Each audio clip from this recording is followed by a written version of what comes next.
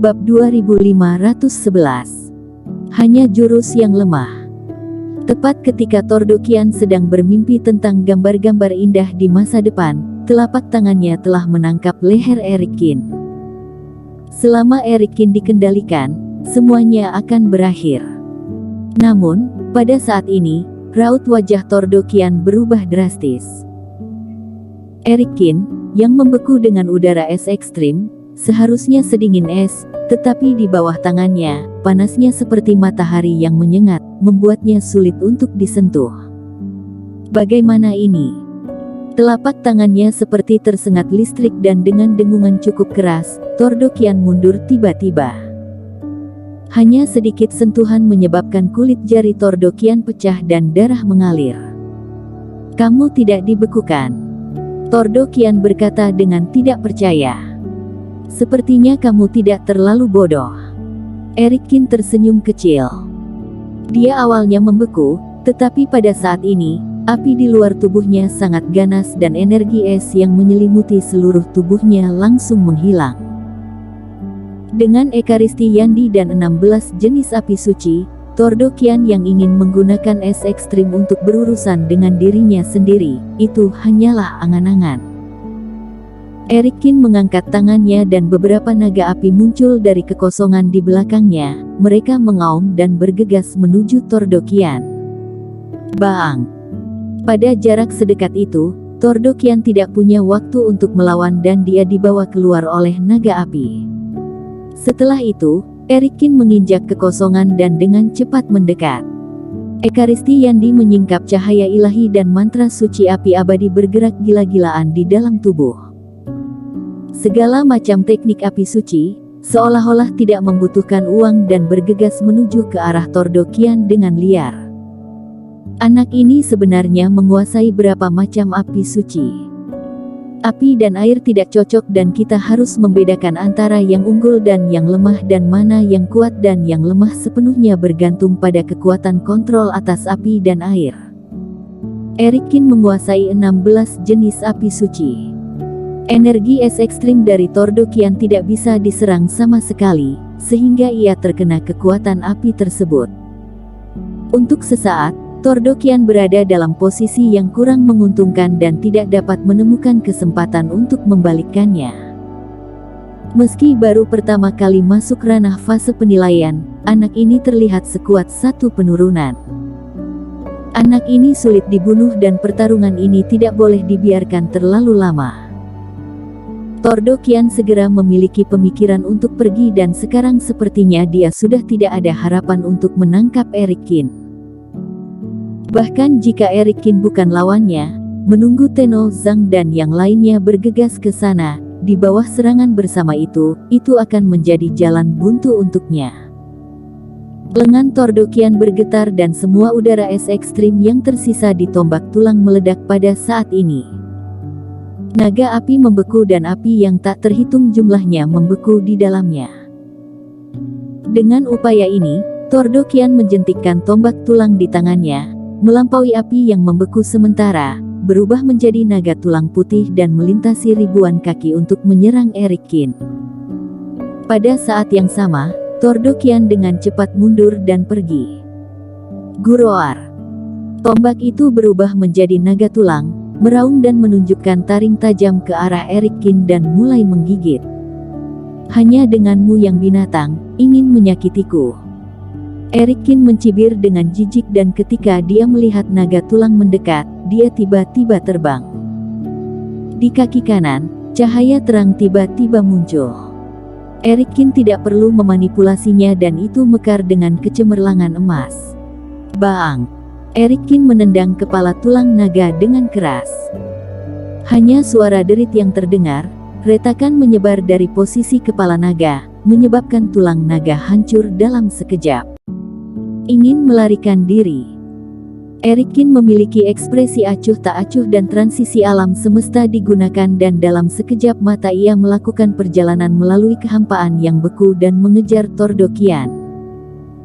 Anak ini, tidak hanya sosoknya terlihat seperti hantu, tapi dia bahkan menggunakan satu kaki untuk menghancurkan harta rohku. Kakinya sekeras kaki harta roh dan masih bersinar terang. Tubuh pertempuran macam apa ini? Pupil Tordokian terus menyusut. Ada yang mengatakan sebelumnya bahwa mereka terluka parah oleh tendangan Erikin dan dia agak tidak percaya dan merasa bahwa saudaranya terlalu melebih-lebihkan. Tapi melihat Erikin menendang naga tulang sampai hancur, Tordokian benar-benar sedikit ketakutan.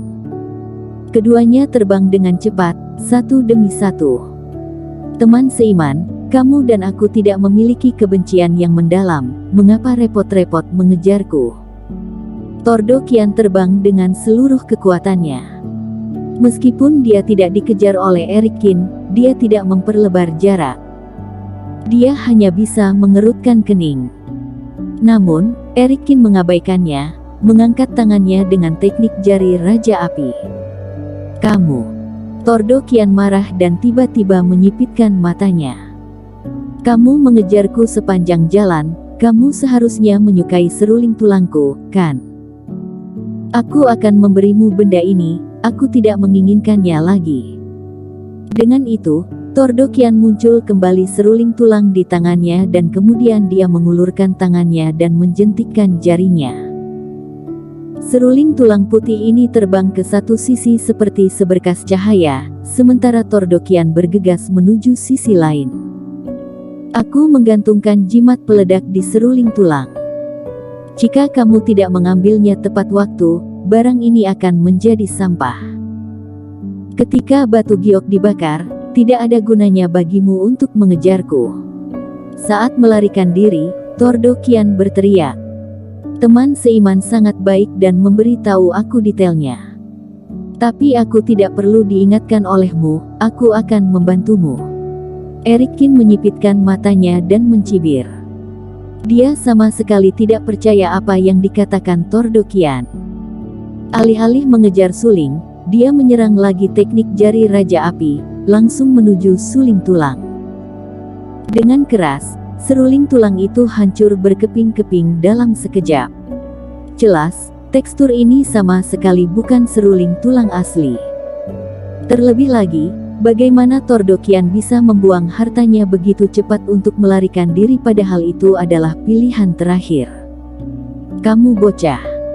Tordokian melihat Erikin langsung melihat triknya dan hatinya menjadi semakin marah. Terhadap Erikin, dia benar-benar frustrasi. Sebagai satu penurunan fase penilaian, meskipun dia bukan seorang kultivator yang sangat kuat, dia bisa menyeberangi lautan tak berujung dan bukan orang yang lemah.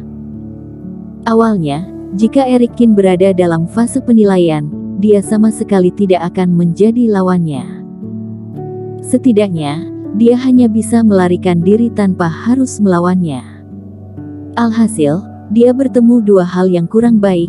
Energi es ekstrim kebetulan bertemu dengan kekuatan api suci Erikin dan api suci Erikin jelas lebih kuat dari kemampuannya. Adapun seruling tulang, pada awalnya itu adalah jurus pembunuh mutlak. Puluhan monster iblis fase penilaian bergegas maju dengan liar, bahkan jika Erikin harus menghindari ujung tajam mereka, tidak ada cara untuk menyelesaikannya dalam waktu singkat. Akibatnya, dia tidak tahu metode apa yang digunakan Erikin, tetapi iblis monster ini juga benar-benar menyerah. Kamu tidak perlu menggunakan keterampilanmu yang lemah itu di depanku. Kalau aku tidak membalasnya rasanya kurang baik. Jadi, kamu harus melihat kemampuanku. Erikin sambil berkata, dia pun mengulurkan tangan dan membanting tangannya ke arah Tordokian. Jantung Tordokian berdetak, berpikir bahwa Erikin akan menggunakan teknik jari Raja Api lagi. Meskipun metode ini biasa-biasa saja, tapi sangat cepat dan jika terkena jurus itu akan mempengaruhi kecepatan penerbangannya. Tetapi pada akhirnya, Erikin tidak memiliki sedikit pun reiki di tangannya, seolah-olah dia hanya menunjuk secara acak.